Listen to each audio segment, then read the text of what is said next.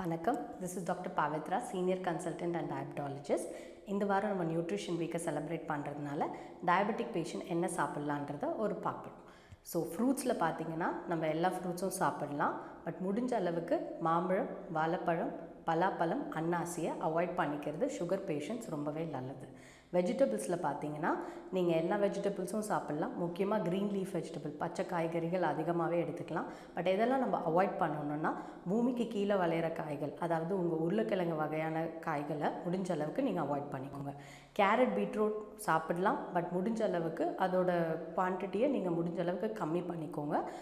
ஒரு நாளில் அதை கொஞ்சமாக சேர்த்துக்கிறத நீங்கள் பாருங்கள். ஒரு வேளை சேர்த்துக்கிறது ரொம்பவே நல்லது. ஸோ முடிஞ்ச அளவுக்கு நீங்கள் இதை ஃபாலோ பண்ணுங்கள். இதை ஃபாலோ பண்ணிங்கனாவே டயபெட்டிக் பேஷண்ட்ஸுங்க ரொம்ப நல்லா நம்ம வாழலாம்.